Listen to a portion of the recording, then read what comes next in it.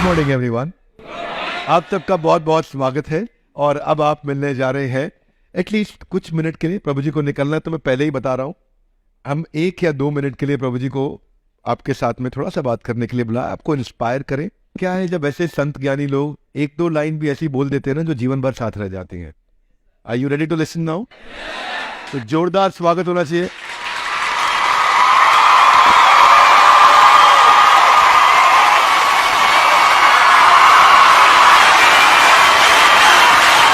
इतनी एनर्जी मैंने 27 साल में नहीं देखी है।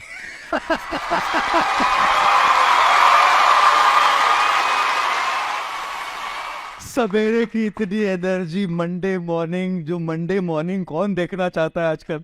मंडे मॉर्निंग होता है तो संडे शाम को सबको लगता है वही अब ऑफिस जाना पड़ेगा। मंडे हर दिन होना चाहिए। अरे क्या बात है मैडम, यहाँ तो हर इंसान बोलता है।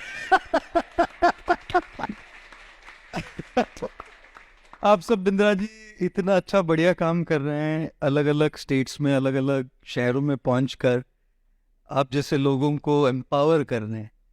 मतलब हम सब में एक पोटेंशियल है, हम सब में एक काबिलियत है, हम सब में एक योग्यता है, लेकिन कई बार उस योग्यता को, उस काबिलियत को पहचानने वाला और देखने वाला और उसको शक्ति देने वाला कोई चाहिए होता है।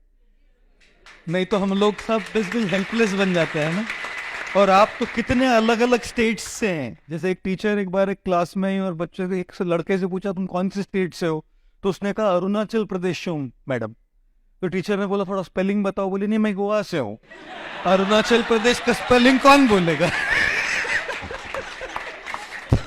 आप सब तो अरुणाचल प्रदेश से, मध्य प्रदेश से, छत्तीसगढ़ से, सब जगह से आप लोग आए हैं। और एक बात बस आप लोगों को बताना चाहता हूँ, एक छोटी सी कहानी बताता हूँ 1-2-3 मिनट में, जो आपकी ट्रेनिंग के लिए यहाँ और इसके बाद जिंदगी में भी बहुत ज़्यादा ज़रूरी पड़ेगी आपको। एक बार एक इंसान था, एक आदमी था, और उसको अपने घर पहुंचना था गांव।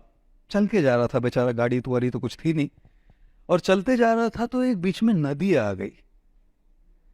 अब नदी पार करनी थी, लेकिन नाव नहीं थी, नौका नहीं थी, कोई बोट नहीं थी, और तैरना जानता था, लेकिन इस नदी का जो प्रवाह था, वेग था, इतनी तेज रफ्तार से पानी जा रहा था, जाए कैसे नदी को पार करके? बैठा, सर खुजलाया। फिर उसने सोचा यहाँ कुछ बैम्बू पड़े हैं और सूखी हुई घास पड़ी है।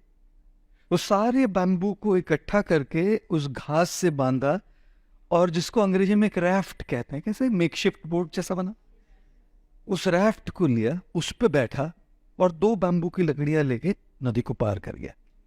फिर उसने सोचा कि भाई ये रैफ्ट मैंने बनाया है, मेरे हाथों से बनाया है, और मेरी जिंदगी के सबसे मुश्किल घड़ी में ये मेरे साथ, इसने मुझे नदी पार कराई है, तो इसको पीछे छोड़ के कैसे चला जाएगा?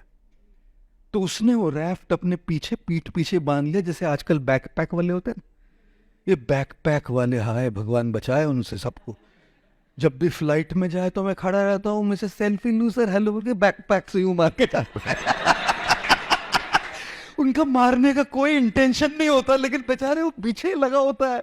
सबके मुंह पे चपाट चपाट, मेरे तो कितने लगे बैकपैक से। ये बड़ा रैफ्ट लगा के पीछे चलते जा रहा था। अब उसको गांव पहुंचने में, अपने घर पहुंचने तक एक जंगल से गुजरना पड़ा, और जंगल में हर पेड़ जो थे, 2 पेड़ों के बीच में बस इतना फासला था, इतना अंतर था, इतना डिस्टेंस था कि आदमी निकल जाए बस, बाकी कुछ नहीं। हर 2 पेड़ों के बीच में, और अगर वो जंगल क्रॉस नहीं करे तो अपने गांव नहीं पहुंचे। 2 पेड़ों के बीच में चला गया, वो रैफ्ट अटक गया। इस दौर पीछे से बैठा, रैफ्ट अटक गया। अब चॉइस बची, या तो मैं आगे जाऊं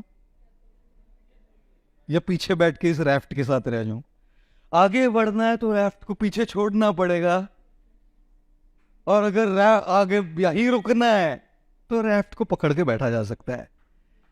तभी इसने सोचा कि भैया अपने डेस्टिनेशन तक अगर पहुंचना है तो भले ये मैंने बनाया है, भले ही मेरे सबसे मुश्किल घड़ी में इसने मेरा साथ दिया है, लेकिन अगर आगे बढ़ना है तो इन पुराने तौर तरीकों को पीछे छोड़ना बहुत ज़्यादा ज़रूरी है, नहीं तो आगे तो बढ़ोगे नहीं।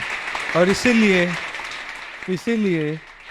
आज तक जो भी आपने ट्रेनिंग ली, जो भी आपने सीखा है, वो आपके लिए एक राफ्ट है दोस्तों।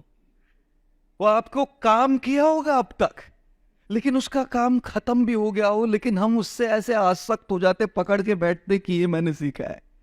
सीखने के लिए सबसे ज्यादा जरूरी बात होती है वो राफ्ट जिसने अपना काम कर दिया है और जो हमको आगे बढ़ने से भी रोक रहा है, उसको पीछे छोड़ दीजिए, तभी आप आगे बढ़ पाओगे। समंदर में फना होना तो किस्मत की कहानी है दोस्तों। समंदर में फना होना तो किस्मत की कहानी है। दुख तो उन पे होता है जो किनारों पे मर जाते हैं। इसीलिए बड़ा बिजनेस आपको किनारों पे मरने नहीं देगा। निकलो, समंदर में फना हो जाओगे, निकलोगे तब आगे बढ़ोगे। और निकलते समय ये राफ्ट जरूर काम आए। आगे बढ़ के ले जा सकते हो तो ले जाओ, लेकिन आगे बढ़ने में अगर वो रुकावट बन रहा है, उसको पीछे छोड़ो और आगे बढ़ो। All the best to all of you. आपसे मिलकर बहुत अच्छा लगा। Thank you.